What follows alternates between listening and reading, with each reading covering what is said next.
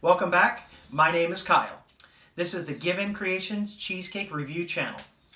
Today we'll be doing a New York Style cheesecake, my favorite. I've been good all week, and now it's time to eat.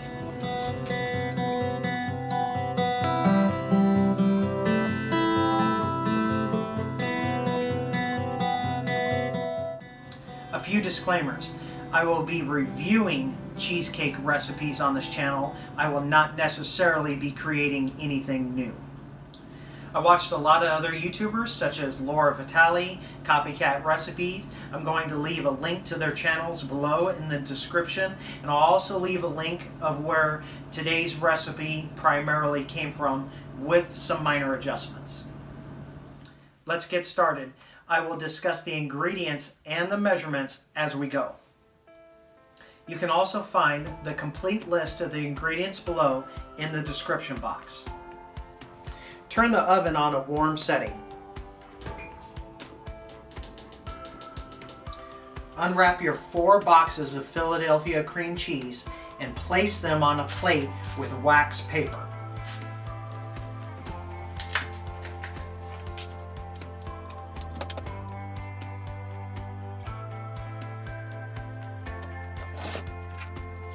Okay, so take your 4 eggs, and I just lay these right on top of the cream cheese. It doesn't make a difference to me. And I put this in the oven at the warm temperature.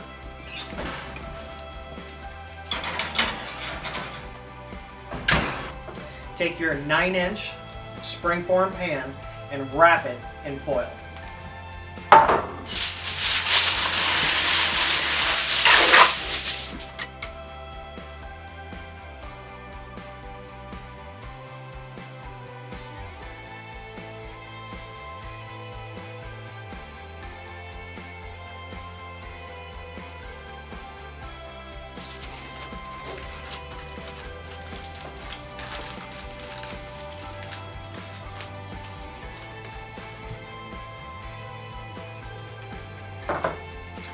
I use 6 ounces of Vanilla Wafers.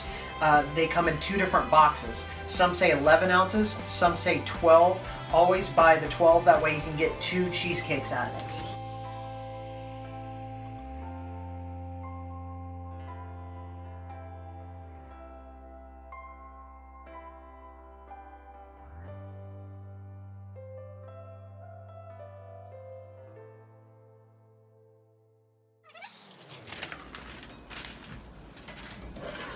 I use 1/3 cup sugar.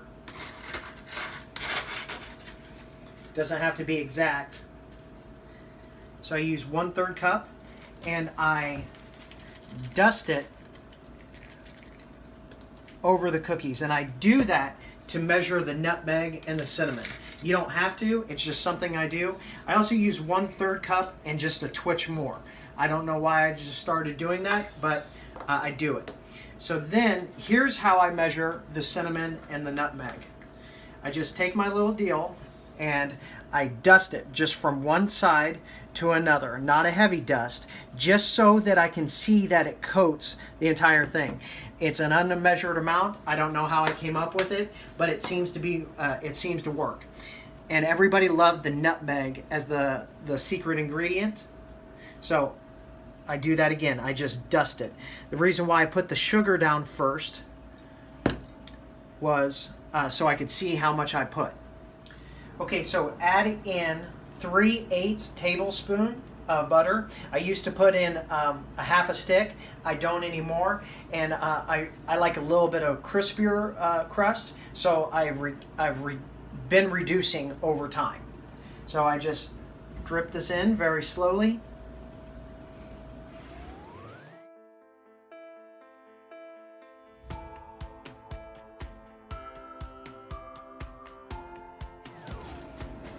All right, now that I got that taken care of, I take my wrapped pan, and I don't use too much of the pan baking spray anymore. I just want to lightly coat the bottom.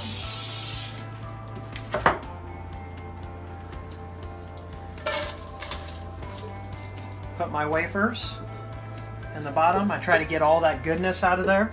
Why waste it?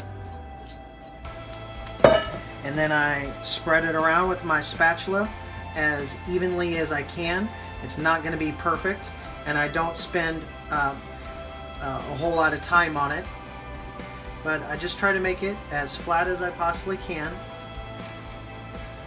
even as I possibly can, and then I flatten it down with my spatula.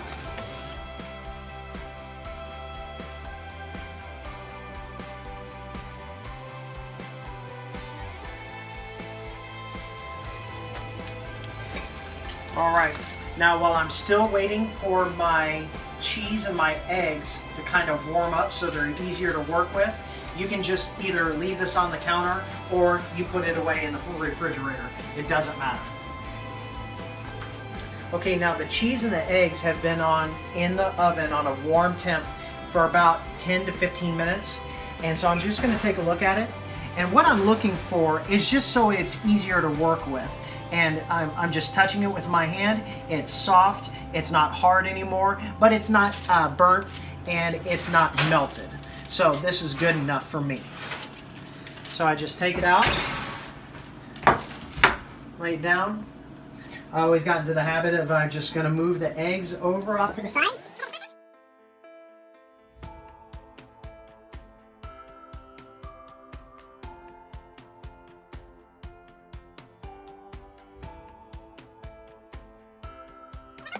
And then I just do one egg at a time.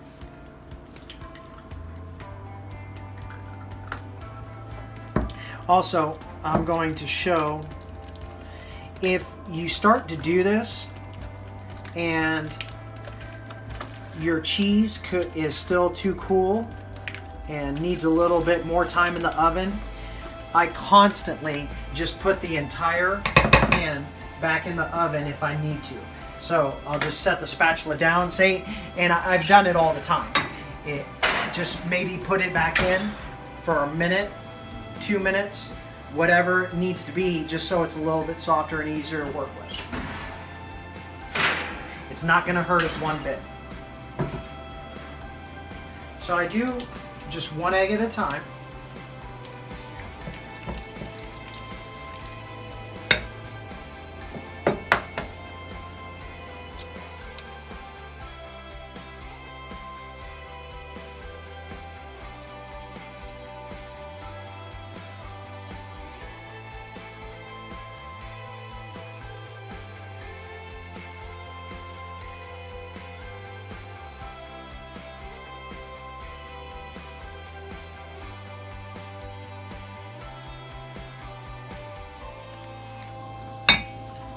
Okay, so I'm going to add in 1.5 cups of sugar.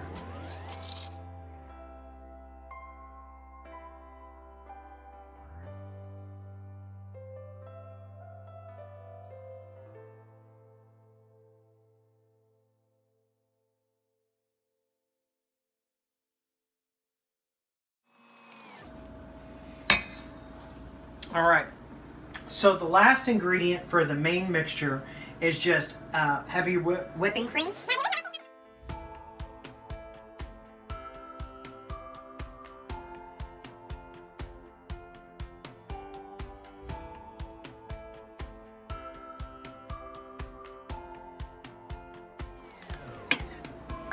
Okay, so there are lumps in this, and you could beat this all day. You can even put this in like a KitchenAid mixer. I have always done it by hand, and I warm up the ingredients just for that purpose. You're not going to get every lump out of here, and it's going to be just fine. Okay, so I've already taken the cheese and the eggs out of the oven at a warm temp. We're going to have to bake the crust and the cheesecake. So to do that, we're going to raise the oven to 350 degrees.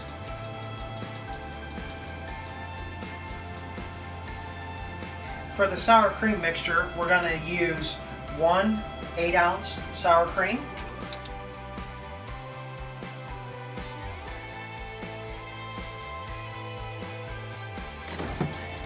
we do 1/4 cup all-purpose flour,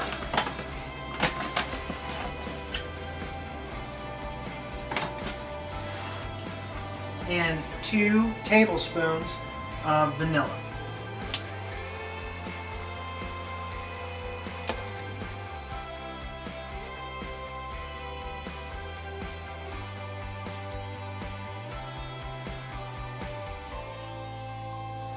Now, there's all you can. Once again, you can mix this all day to try to get every single lump or everything out of there. I don't bother with it. There's always going to be some lumps. It's not a problem. And I just set that off to the side. All right, so we have both mixtures already made and in bowls. Our oven has reached 350 degrees, which is going to be the final cooking temp. So we're going to get our crust, which we put in the fridge. We'll get that out. Now, I used to bake the crust like a pre-bake for 12 minutes. I do it for 15 minutes now. So we're just going to watch that for 15 minutes. And in the meantime, I get the water started. And I boil the water beforehand now, just so it has a jump start on steam. All right, so while we have the crust pre-baking for the 15 minutes, and I have my water warming up to a boil, I'm going to put the sour cream mixture inside the cheese mixture.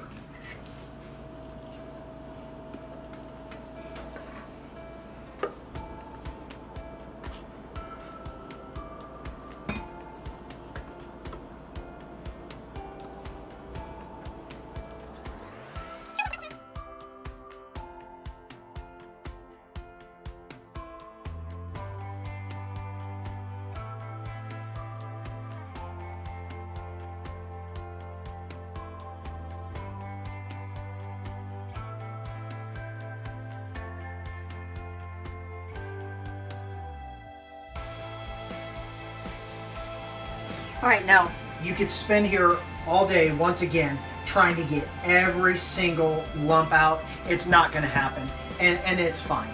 It's not going to hurt it one bit. So the 15 minutes is up. As you can see, our water is boiling right now. I'm just going to grab this, and it is hot, but I'm not going to be touching it for very long. All right, so all I do is just pour the mixture over the crust.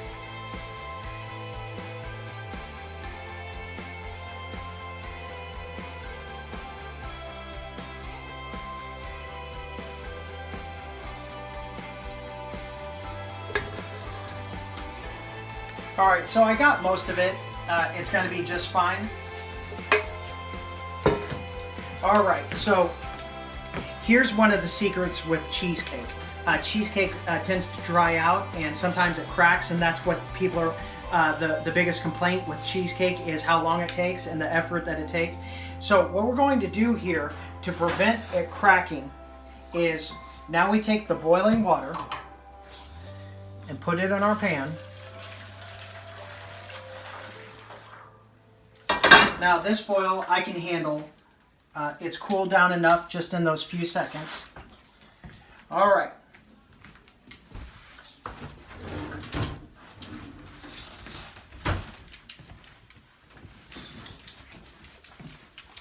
So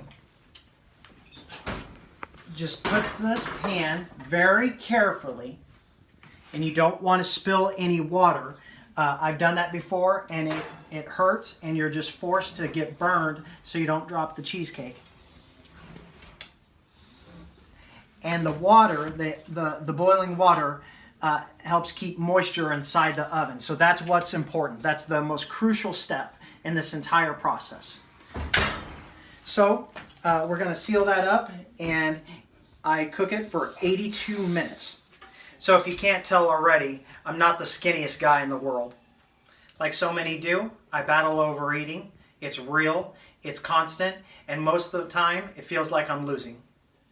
It doesn't help that I love baking cheesecake, and I want to enjoy a bite or two, so let's go. All right, ready to go, Apollo? Let's go on a run. Come on, buddy, let's go.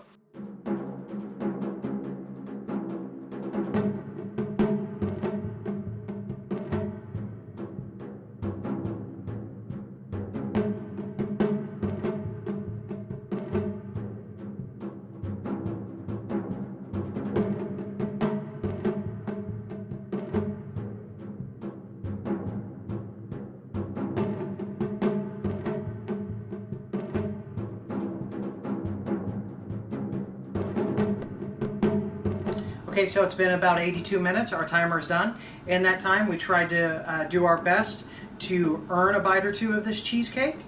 And let me show you what it looks like. Okay, so the top of it doesn't have any burn spots or dark brown spots on it, and it's okay if it does. It looks pretty light. It looks perfect right now.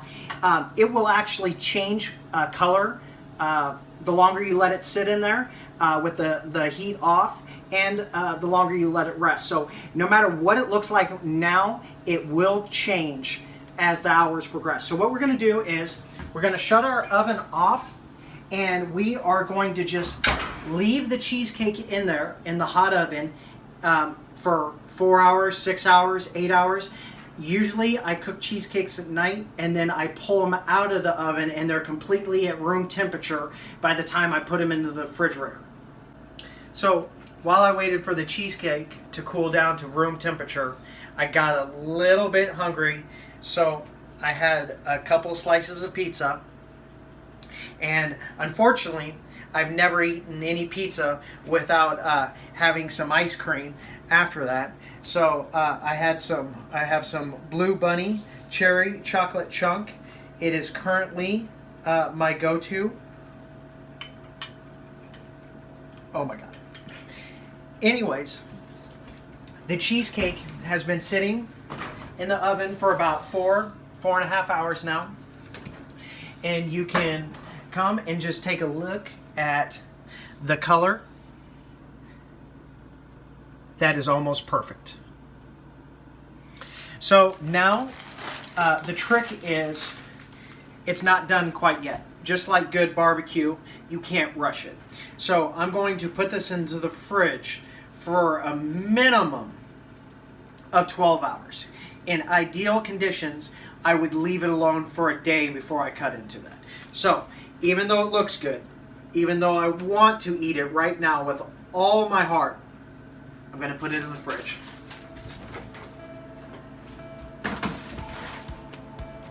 And I'm going to eat that ice cream.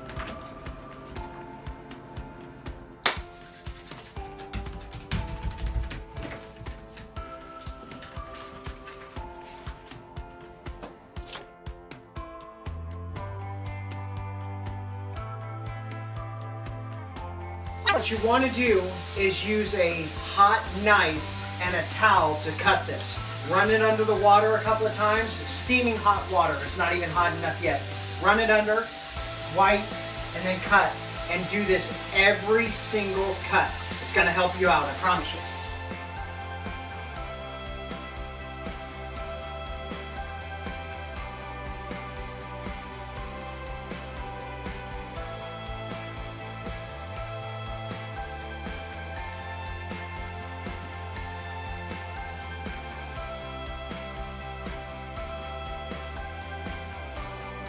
So, finally, after all that hard work, it's time to eat. Now, I'm feeling a little regretful from the decisions I made last night with the pizza and the ice cream. So I have my regret smoothie right here.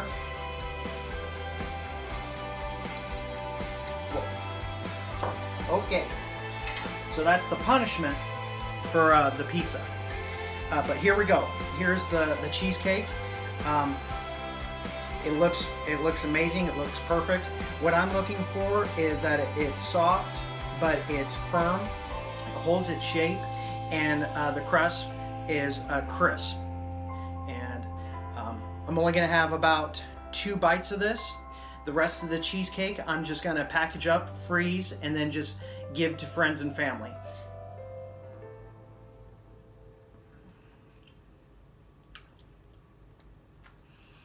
Oh my. The cheese is perfect. The vanilla wafers still have a little crisp to them.